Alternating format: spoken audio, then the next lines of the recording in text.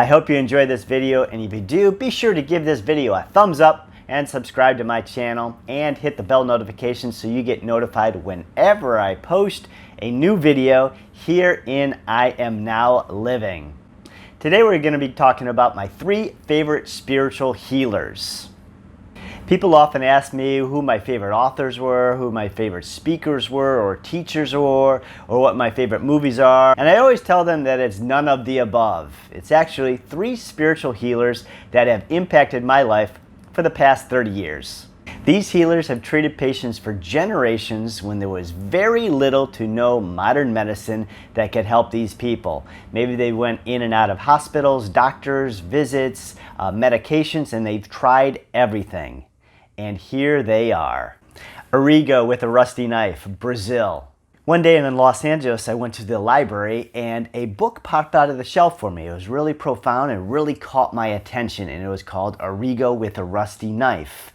And I remember just reading through it, and some of the graphic pictures were just really profound on the levels of healing Arigo was doing in Brazil. Arigo was born Jose Pedro de Freitas on a very small little farm, city in Brazil. His family was very, very poor, and he could only study up to the 3rd grade. And at the age of 14, he began working at a mine where he worked for 6 years. In 1950, he began to suffer from some strong headaches, insomnia, trances, and hallucinations.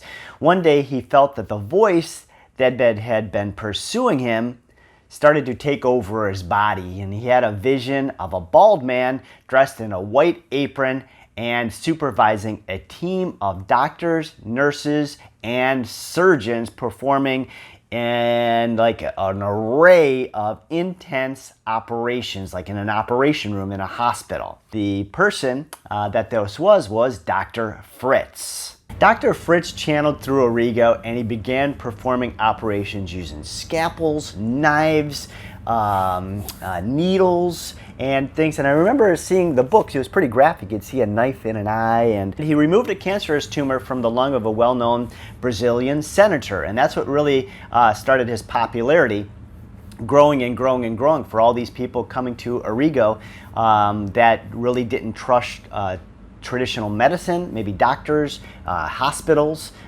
medication. Arigo treated over 300 patients a day for nearly 20 years, and even on his days of rest, he would still have lines of people waiting to be cured. That's pretty phenomenal, huh?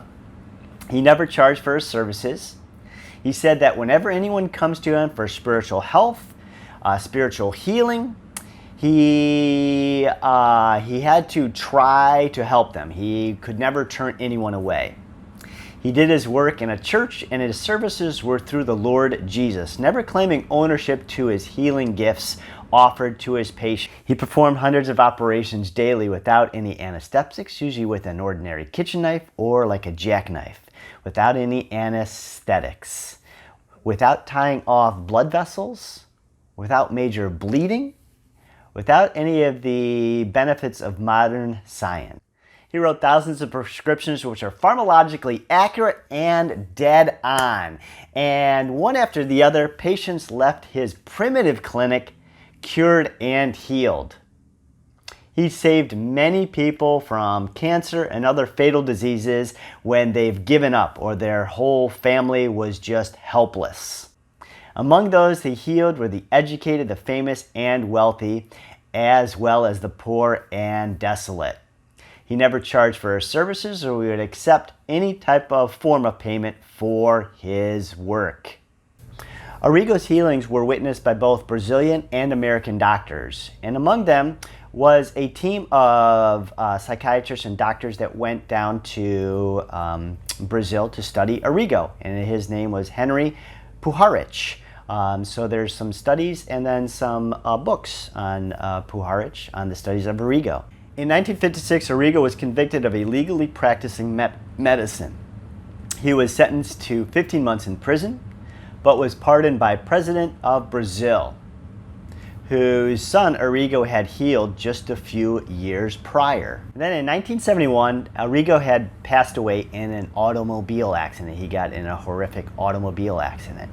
And that's my reflection of Arigo, how I first read about him in a book that I found in a library, how it was very profound on his healing works and all the different case studies with people coming to him to get healed of their aches, their pains, their hurts, and maybe their medications that couldn't cure them or make them feel better. Arigo, the surgeon with a rusty knife. Daskalos, Greece. My brother in college had a cool professor that was involved in traveling the world in a search of spiritual development. And sure enough, over the next 20 years, my brother and I would attend different little lectures, different little speeches and things, which led us to the Researchers of Truth meetings. And many of the people in the meetings traveled regularly to Greece to learn and witness the healing power of Stylianos Athesius, known as Daskalos. Born in 1912, and passed away in 1995.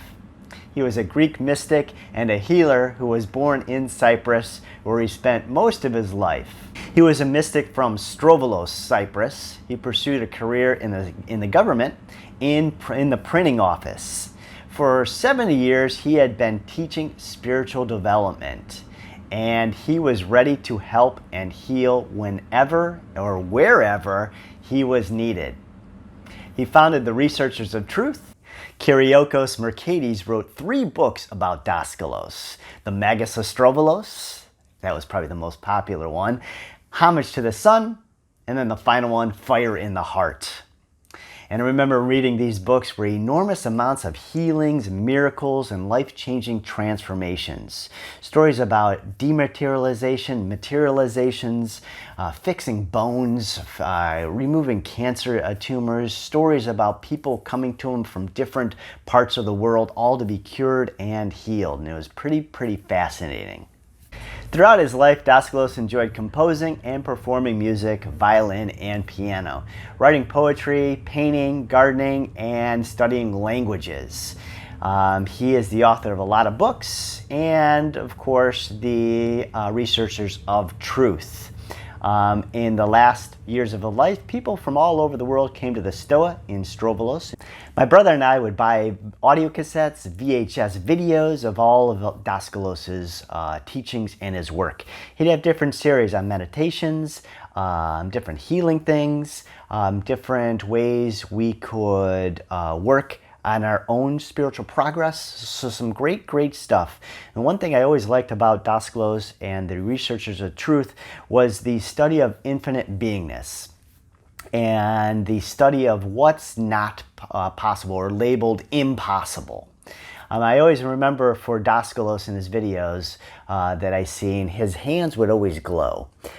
So when he would talk, his hands would vibrate, and they had an aura on them, a glowing presence. If you've seen any videos on Daskalos in Greece, he always had that presence. You'd see his hands just glow with this white aura, and they would vibrate. It was pretty amazing. Stylianos Athesius, known as Daskalos.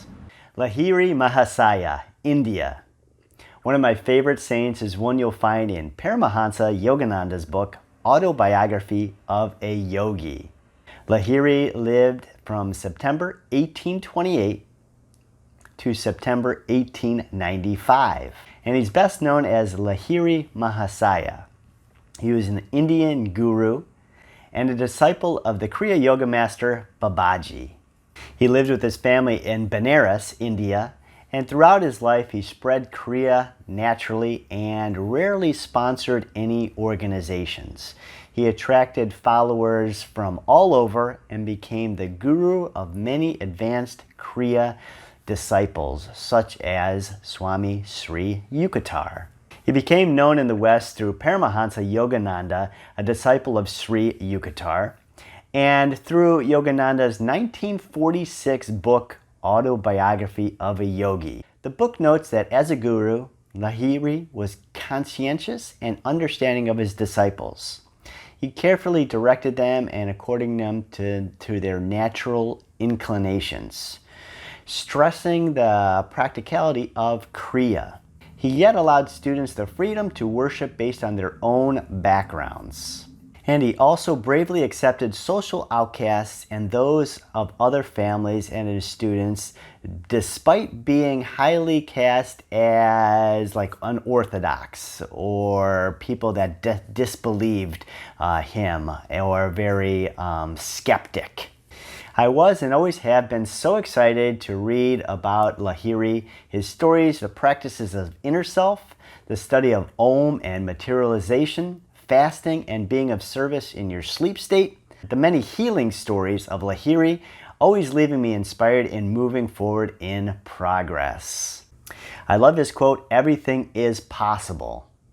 And through the books that I've read, I've enjoyed his swift action taking in full expectation of the miracles about to be manifested and his understanding of the cosmos.